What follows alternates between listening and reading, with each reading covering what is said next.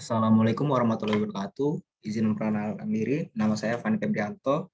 Di sini saya akan mempresentasikan tentang software proses model.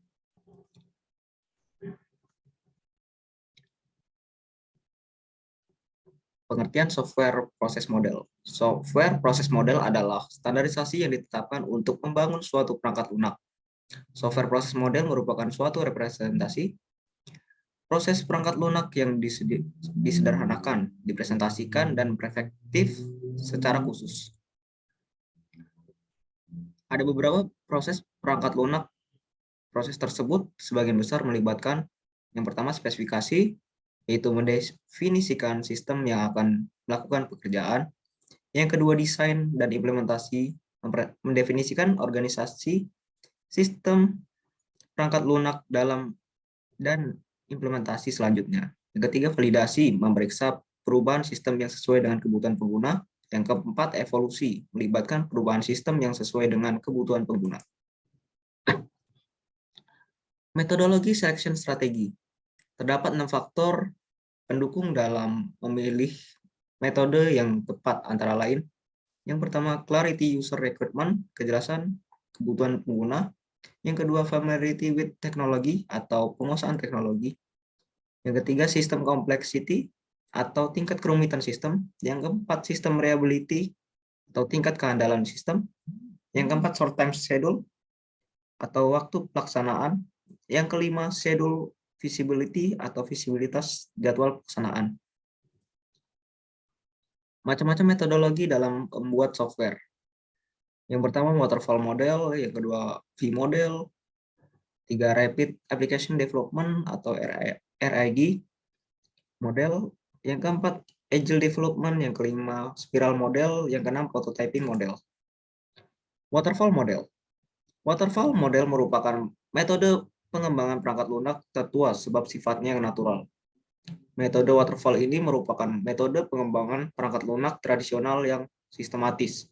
Urutan dalam metode waterfall bersifat serial yang dimulai dari proses perencanaan, analisa, desain, dan implementasi pada sistem. Menurut Pressman, langkah-langkah dalam metode waterfall dimulai dari requirement, design, implementation, verification, maintenance. Kelebihan model waterfall. Metode ini memungkinkan untuk departementalisasi dan kontrol. Proses pengembangan model fase one by one, sehingga meminimalisir kesalahan yang mungkin terjadi.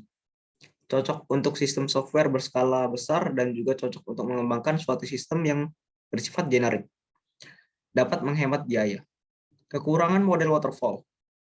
Metode ini tidak memungkinkan untuk melakukan banyak revisi atau perbaikan dalam melakukan prosesnya.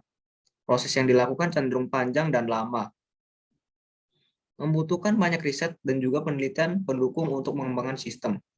Tidak dapat melihat gambar sistem yang jelas. Penggunaan waterfall model. Pada saat gambaran produk yang dibuat sudah sangat jelas, tim memiliki kompetisi yang cukup dalam menjalankan proyek. Saat proyek yang dikerjakan tidak terlalu besar dan tidak membutuhkan perubahan terus-menerus. Tool yang digunakan dalam waterfall model adalah sebagai berikut. Yang pertama HTML, dua PHP, yang ketiga CSS, yang keempat Codeignitor, yang kelima Bootstrap, yang keenam basis data. Berikutnya V-model. V-model merupakan pengembangan dari model waterfall. Model ini merupakan kepanjangan dari validasi atau verifikasi model. V-model adalah metodologi pengembangan linear unik yang digunakan selama siklus hidup pengembangan perangkat lunak.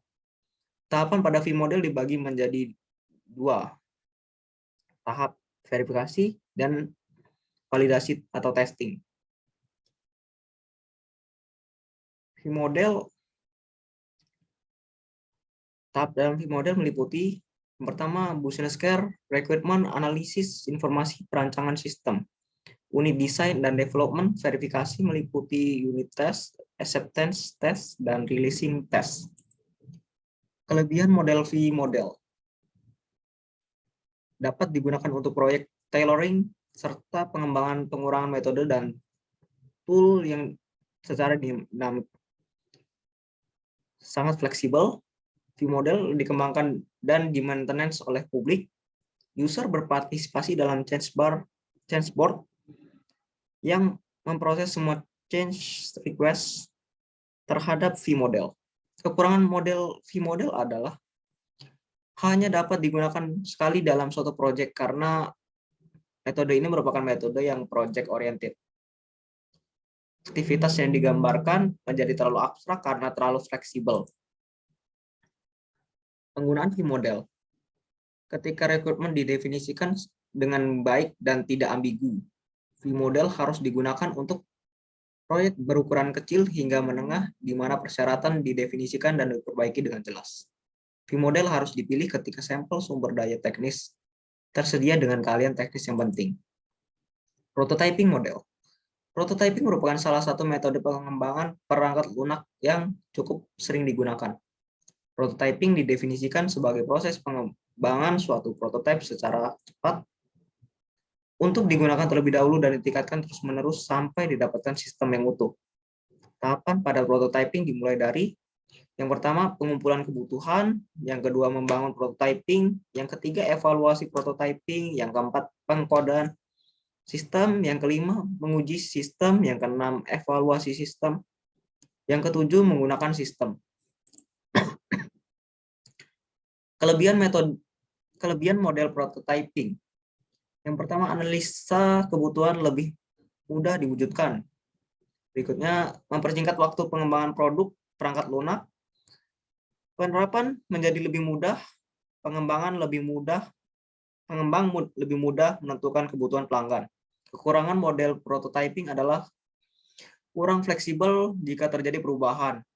Bentuk prototipe banyak yang tidak sesuai. Mengesampingkan alternatif pemecahan masalah, proses analisis dan perancangan sangat singkat. Penggunaan prototyping model. Yang pertama, cocok digunakan jika sistem ingin cepat diselesaikan. Yang kedua, ketika pengguna atau user tidak memiliki gambaran yang jelas mengenai kebutuhannya. Rapid Application Development atau RAD. Rapid Application Development adalah strategi siklus hidup yang ditujukan untuk menyediakan pengembangan yang jauh lebih cepat dan mendapatkan hasil yang dengan kualitas yang lebih baik. RAD merupakan gabungan dari bermacam-macam teknik terstruktur dengan teknik prototyping dan teknik pengembangan joint application untuk mempercepat pengembangan sistem. Tahapan-tahapan dalam pengembangan perangkat lunak dengan metode RAD adalah yang pertama, perancangan kebutuhan, yang kedua, desain sistem, yang ketiga, pengembangan, yang keempat, implementasi. Kelebihan metode RAD. Dapat menggunakan kembali komponen yang ada atau yang disebut reusable object sebelumnya sehingga tidak perlu membuat lagi dari awal. Integrasi proses yang lebih cepat dan efektif, penyesuaian kebutuhan dan keinginan user menjadi lebih mudah, memperkecil kemungkinan kesalahan atau error.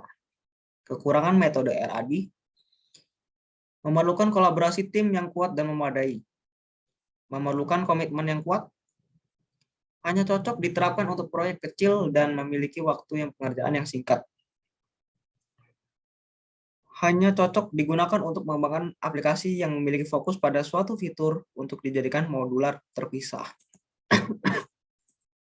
Penggunaan model RAD yang pertama ketika memiliki tim yang solid, yang kedua ketika memiliki modal yang besar, yang ketiga ketika hanya memiliki sedikit waktu.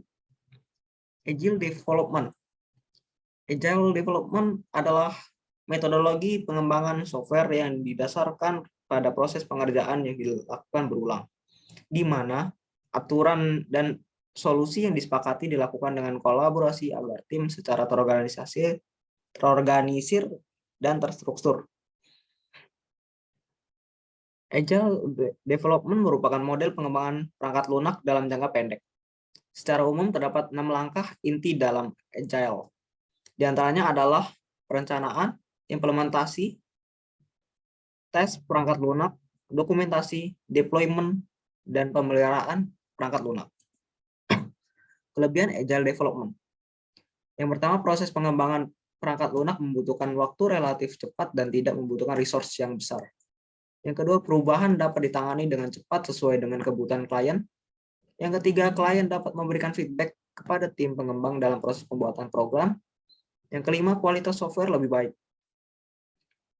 Kekurangan Agile Development adalah yang pertama, tidak cocok apabila dikerjakan oleh tim yang tidak memiliki komitmen untuk menyelesaikan proyek bersama.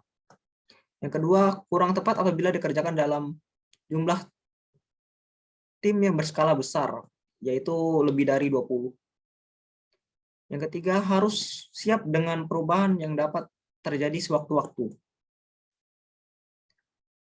Penggunaan Agile Development. Ketika memiliki tim yang solid, klien yang berubah-ubah keinginannya, dan memiliki waktu yang sedikit dalam menyelesaikan proyek. Berikutnya, spiral model. Spiral model adalah salah satu metode yang dapat digunakan dalam pengembangan perangkat lunak. Model spiral menekankan pada analisa resiko setiap tahapannya. Tahapan-tahapan dalam spiral model yang pertama yaitu liaison, yang kedua planning, yang ketiga analisis resiko, yang keempat rekayasa engineering, dan yang kelima evaluasi. Kelebihan spiral model. Perubahan yang terjadi dapat diselesaikan secara sistematis, manajemen dan analisis resiko yang lebih baik, pembangunan yang cepat dan mudah secara sistematis, produksi software yang lebih cepat. Kekurangan spiral model. Yang pertama, tidak cocok ketika digunakan dalam proyek kecil. Yang kedua, kurang efisien dalam penerapan model spiral karena waktu yang digunakan. Yang ketiga, dalam tahap planning jika terjadi perbedaan waktu dalam jadwal pengembangan atau dalam anggaran biaya. Yang keempat, membutuhkan sumber pengalaman sebagai proses sehingga sangat kompleks. Penggunaan spiral model. Yang pertama, ketika memiliki sebuah proyek dengan resiko sedang hingga tinggi. Yang kedua, proyek jangka panjang karena potensi perubahan dan prioritas ekonomi dalam perubahan waktu. Yang ketiga, ketika menciptakan prototipe berlaku persyaratan yang kompleks dan memerlukan suatu evaluasi. Dalam penggunaan spiral model diterapkan pada perangkat lunak. Yang pertama, Android SDK. Yang kedua, database MySQL. Yang ketiga, Google Maps. Yang keempat, Android Studio.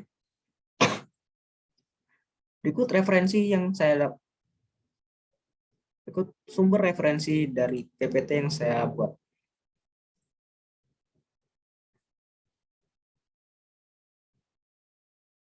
Terima kasih atas perhatiannya.